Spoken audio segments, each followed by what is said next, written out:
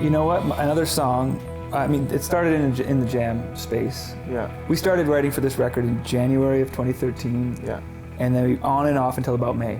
Some of us took trips and we went away. We were off the road for about 5 months, which was kind of rare in our world. Yeah. So, but we started writing, because writing takes a long time. Writing's like the hardest part of the process. It's kind of like you have to find the diamond mine, you know, that's just find it first, then you can start mining it. But like getting the songs together is really, really a hard part, a long part. The more you do it, the longer it takes. It seems anyway for us. Anyway, I'm digressing here. No, it's true. But this was a song that came out of like hour 5 or something. We had been going and going and going, and then the riff started. Yeah. And then you were in open tuning. Yeah. But then the next thing I knew, you'd finished it. I don't know. No, because it was one of those songs that one way to write songs, and I tell this to every songwriter and anybody that wants to write songs, is just put a tuning on your guitar that you just really don't understand what the hell's going on, and all of a sudden you're just making up stuff that sounds good to you. And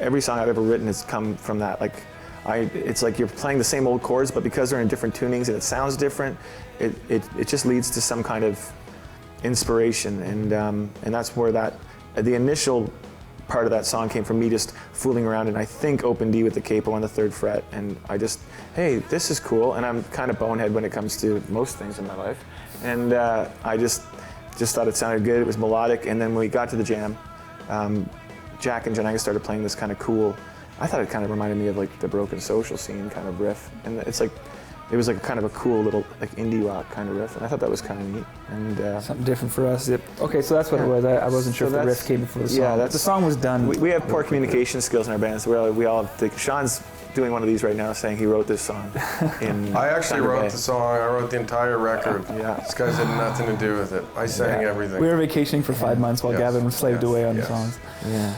I'm good.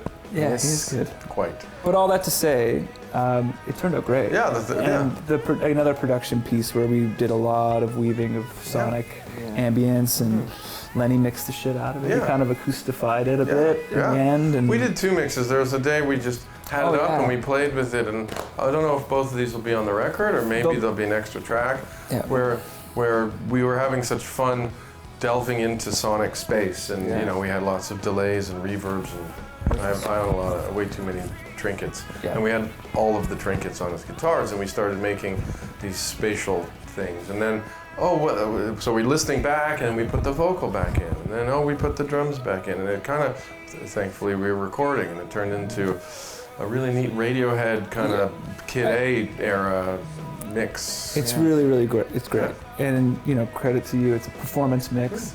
But it's until I heard Lenny mixed the version that'll probably make the record, which is the performance, and it's got the full song. Yeah. And like a heavy drum beat, which is really cool. But we will definitely release this ambient version of the song at some point, because it really is...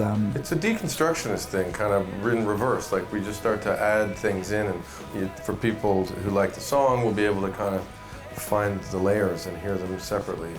But the actual version is phenomenal, and these guys played great, as they did the whole time. He sang his ass off. It's all it is. It's all about the singing, and he showed up. It's about what you're singing and how you do it. The rest of it's fun. We just get to noodle around and make lots of noises that hopefully match emotionally what he's singing about. Yeah. So, if without the great singing and the great lyrics and the great songs that they all provided, there'd be no record. We'd just sit on the couch. We'd be sitting on the couch talking about hockey.